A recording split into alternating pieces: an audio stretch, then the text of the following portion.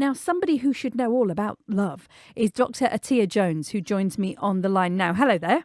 Hi there, Yasmeen. How are you? I'm very well, and I'm very intrigued to read that your job title is marriage strategist. Yes, absolutely. Well, that is just brilliant. We'll come to that in a moment. But let me just ask you, your personal and professional opinion, does love at first sight exist? I'm going to answer that yes and no. Oh. And one of the Twitter followers kind of touched on it a little bit, so I'll explain it later. Oh, okay. What was that with the lust thing? Yes. Oh, okay. So what does a marriage strategist do?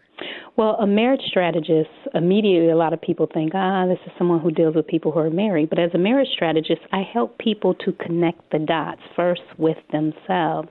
So I put together strategies and plans of actions working with them to customize basically a program that works for their individual situation, whether that is they want to connect with their higher self or whether they would like to cultivate a relationship with someone outside of themselves. So this is not just about, okay, you're on a date, you're dating. This is way before that, isn't it? This is way before that Right. and way beyond that.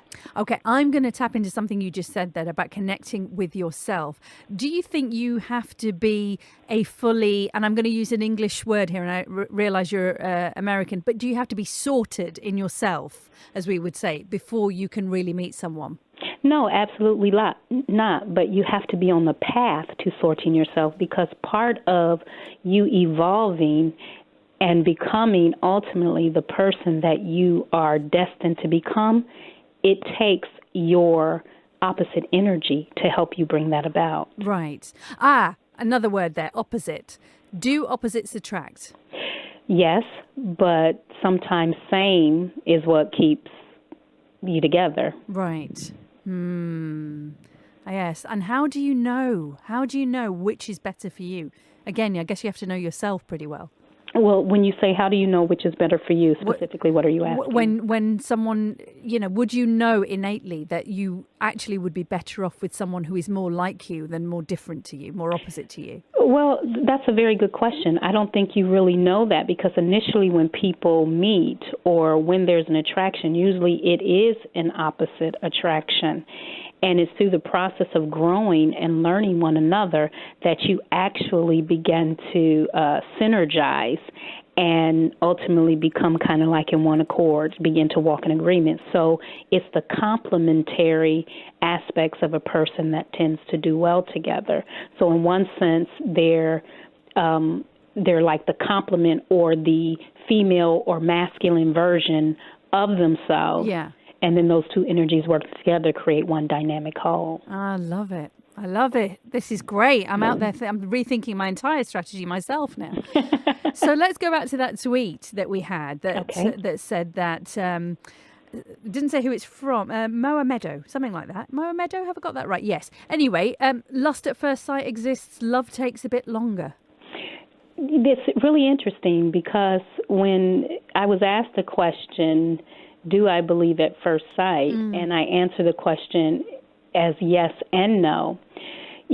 First of all, I want to just touch on what is love.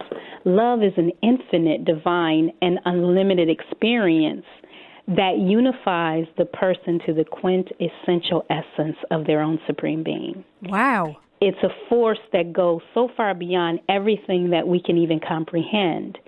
And yet, it's the creative force of everything that we see. And regardless of what the situation, everything is created in the spirit of love. And regardless of what actually is manifested, at the root or the aim and purpose of it is to bring about ultimately only good for that person and for the universe. So by that, and I'm putting this very much in lay terms for me, is that if lust is there first, that's not a bad thing. Well, it's not a bad thing. But it's when you can't move beyond that. See, when a person, oftentimes what it is the first sight is actually lust at first sight.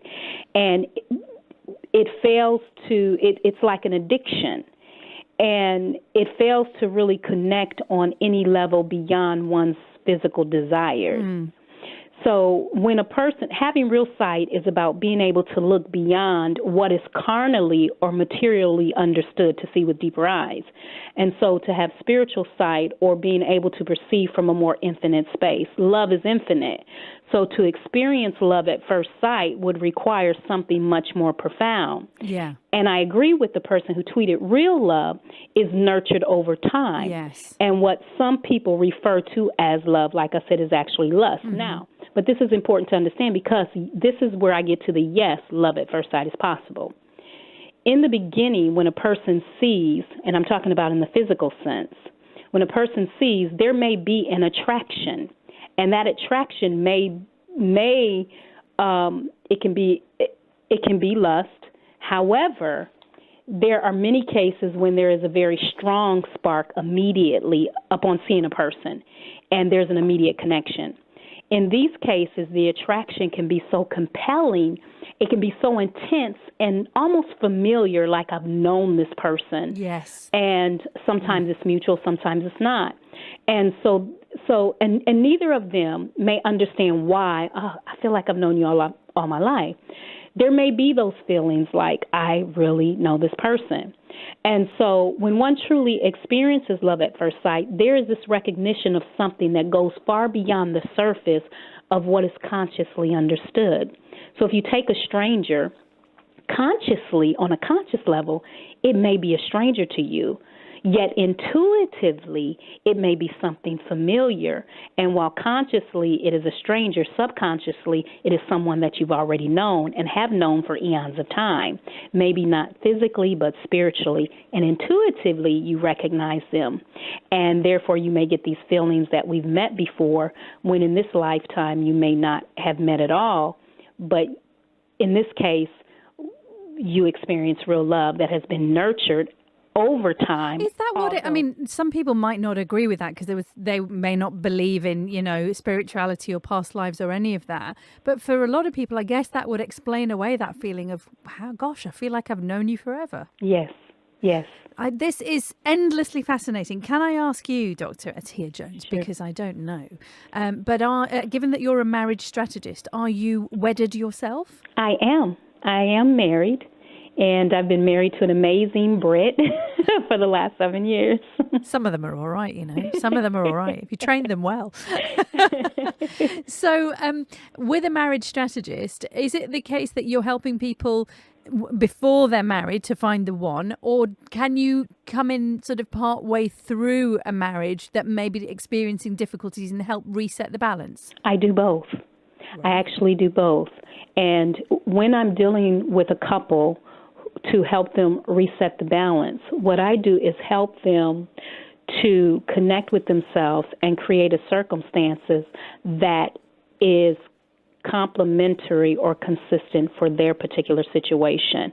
So when we help people, we help them to tune into the truth of who they are, so that when they relate to their mate or their partner, they can create a synergistic relationship where each are being authentically themselves, but are complementary to the relationship, if that makes any sense. It does. I'm just sitting here, my head's spinning about all of these ideas about love and synergies and all of this.